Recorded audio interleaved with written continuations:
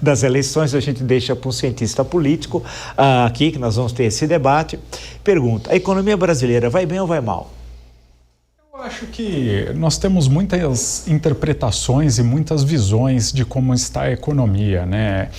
Nós vemos os números batendo recordes positivos, nós vemos a Bolsa com esses valores recordes, nós também vemos o dólar cada vez mais barato frente ao real.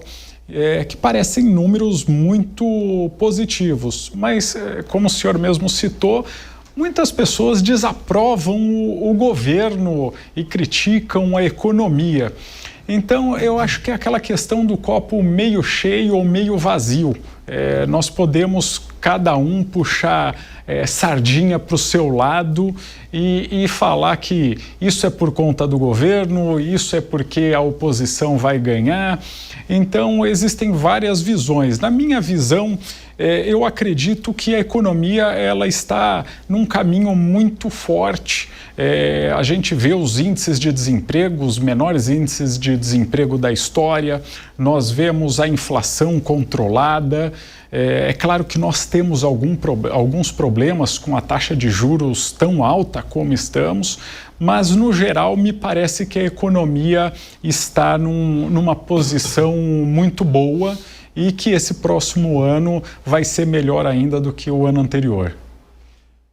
O doutor Hugo Garba, eu passo para o senhor. E a mesma questão, pode ser até pueril a pergunta, mas não é, né? Porque a gente vê diferentes leituras sobre o mesmo momento histórico e muitas vezes com os dados que são os mesmos. Afinal, achar ideologia em números é um pouco complicado. Vai bem ou vai mal?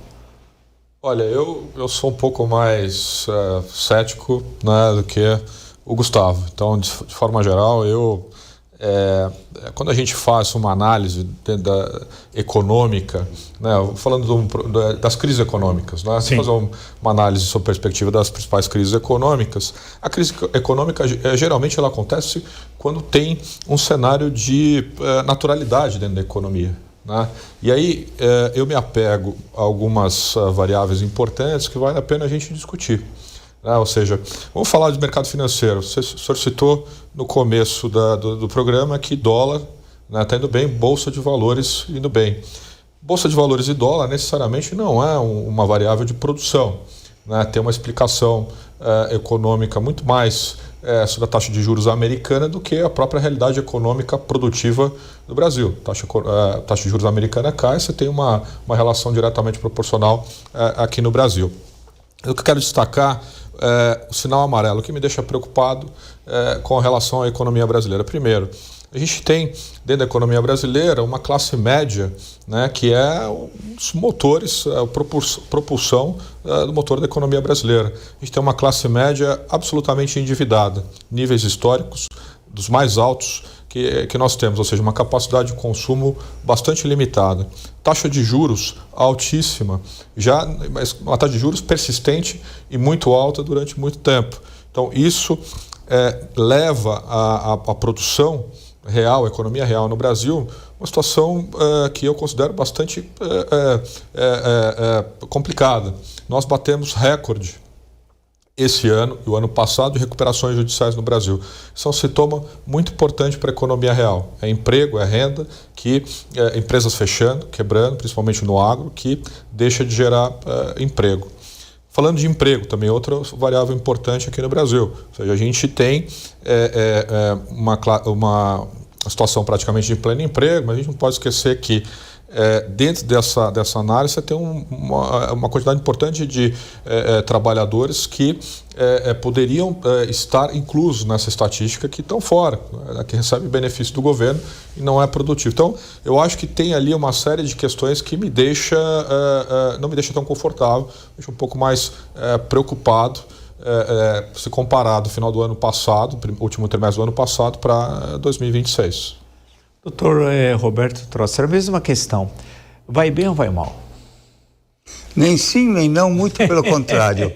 Eu acho que vai bem para alguns setores, né? Então, Mato Piba, por exemplo, que Sim. Maranhão, Tocantins, Piauí e Bahia, aquele está indo muito bem, está crescendo.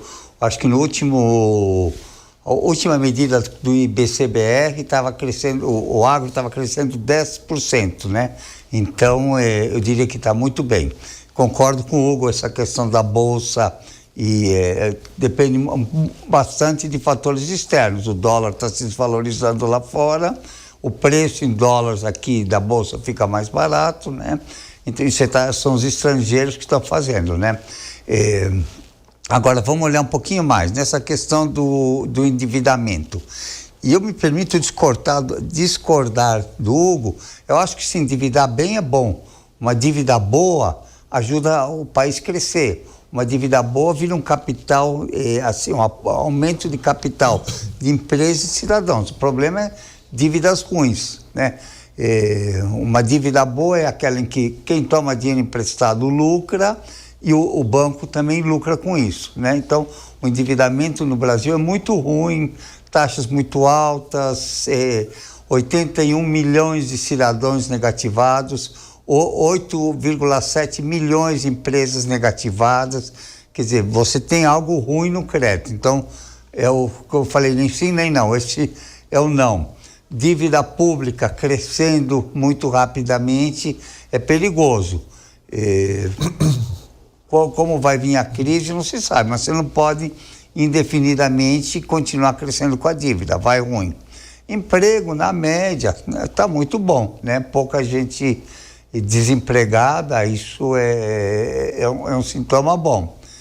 Política monetária, estão exagerando, quer dizer, o Banco Central está prometendo uma precisão que nenhum Banco Central do mundo tem. Fala que a inflação está no horizonte relevante em 3,2, ele quer que chegue em 3,0 para baixar. Essa precisão não existe. Mas num país como o Brasil, que tem uma indexação muito forte, então o que acontece? Cai mais devagar. Mas as projeções de inflação e os índices estão caindo desde maio do ano passado. Então aí é óbvio, né, que você tem que fazer um ajuste rápido. Mas eu diria que na média, né, e o risco clima, né, que é um risco grande, quer dizer, uma má safra, ou preços do petróleo despencando, nós temos riscos, que estamos navegando bem, mas, sabe, no mar perigoso. Mas eu diria que está bem para alguns setores, está mais ou menos para outros e está ruim para outros. Mas emprego é bom.